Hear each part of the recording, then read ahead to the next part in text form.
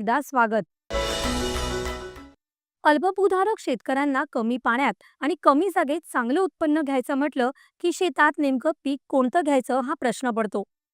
छत्रपती संभाजीनगर जिल्ह्यातल्या कन्नड तालुक्यातल्या माटेगाव इथले आप्पासाहेब पांडव यांनी अनेक अडचणींवर मात करत रानमेवा म्हणून ओळख असणाऱ्या करटुल्याचं यशस्वीरित्या भरघोस उत्पन्न घेतलं आहे.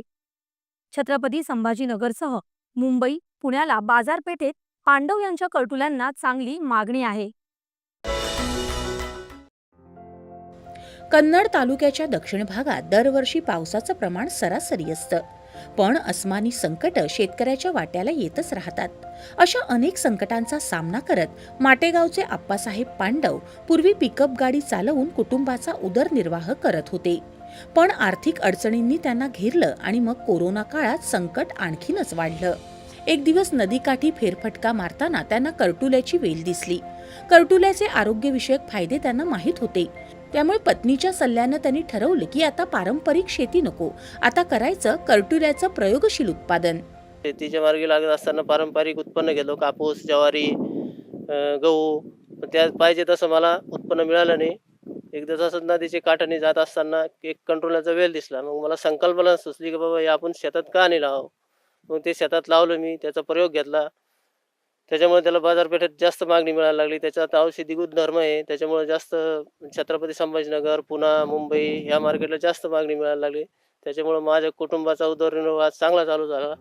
पांडव कुटुंबाची शेती केवळ 70 गुंठे आहे. पारंपरिक पिकांमधून फारसं काही मिळत नव्हतं. या काळात त्यांना अर्धांग वायूचा झटका आला आणि कर्जाचा डोंगरही वाढला. शरीर साथ देईना, पण पत्नी आणि मुलांना साथ दिली. कुटुंबानं मिळून करटुल्याची शेती सुरू ठेवली. त्यांच्या मेहनतीमुळे संकटावर मात करून उत्पन्नात झपाट्यानं वाढ झाली. त्यांनी हा कटुरल्याचा व्यवसाय सुरू केला. त्याच्यानंतर त्यांना भरपूर अडचणी आल्या, जसे की तार बांबू उभे करण्यासाठी त्यांना ते बांधण्यासाठी खूप मजूर भेटत नाही. मजुरांची मजुरी खूप वाढली आहे. मग त्यांना ते बांबू भेटत नव्हते. मग त्यांनी एका शेजारच्या शेतकऱ्यांकडून बांबू घेतले. त्यांनी अशा खूप अडचणी उभ्या परिस्थितीवर मात करून त्यांनी आता हा कटुरल्याचा व्यवसाय सुरू केला आहे.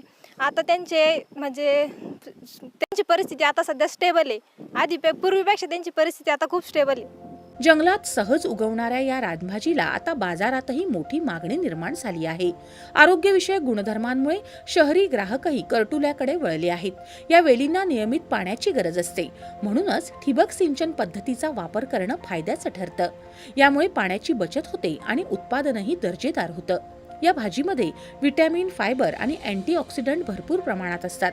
त्यामुळे ही भाजी रोगप्रतिकारशक्ती वाढवते, तसंच मधुमेहासारख्या आजारांवर नियंत्रण ठेवण्यास मदत करते. या कारणांमुळे पांडव यांच्या शेतातल्या करटुल्याला मुंबई, पुणे आणि छत्रपती संभाजीनगरच्या बाजारपेठांमधून थेट मागणी येत आहे.